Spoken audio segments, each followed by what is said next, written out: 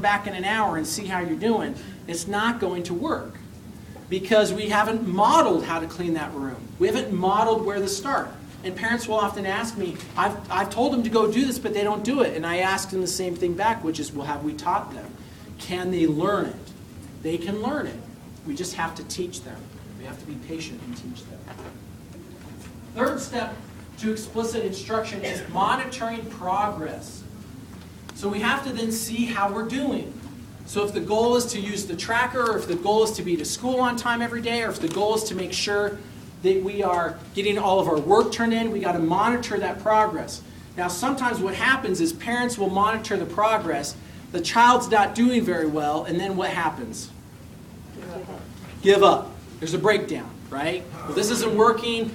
We told you had to get all of your assignments in for the next quarter, and you're missing 25 assignments, so you clearly can't do this, right?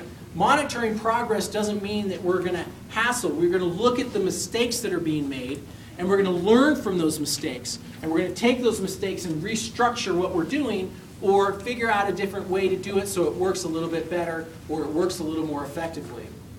So monitoring progress is a way for us to learn what we need to change. Okay? And then step number 4 is making sure that you're reinforcing those accomplishments. Making sure that when they are doing what they need to be doing, that we are reinforcing that behavior and providing the support to help them. Questions about questions about explicit instruction? We hanging in there? Yeah? It's hot. I have a question for you. Yeah.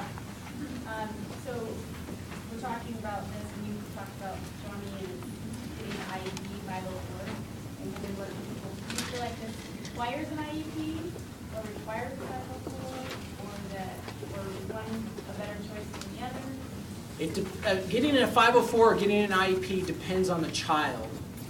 And a 504, you have to remember, a 504 is just a piece of paper. Right. And an IEP is just a piece of paper. Right. So it depends on the level. So the issue is that sometimes students don't require an IEP. So in order to get an IEP, there's a much higher level of necessity that's required to get an IEP.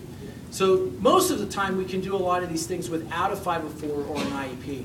The advantage to having a 504 or to having an IEP is that it provides a level of protection for your child, so that when the teacher or a school agrees to do something, and if they don't do it, then we can come back and say, well, hey, we have a contract here that you're going to do it. So the answer of whether you need a 504 or an IEP or not really depends on the individual circumstances. What I will tell you is you can't, just because you have a 504 doesn't mean it helps, and vice versa. You just have to make sure you're working with that school team to get the appropriate plan for you. Yeah. I don't know if now's the time to tell us, but is there like 5 or 10 great things to put on that 504 for ADHD to help with the executive function that they lack? The question was, are there 5 or 10 great things that you could put on that 504 to help with executive functioning? One resource that you could go to is the Utah Parents Center. They have a website, it's utahparentscenter.com. They have a list of things.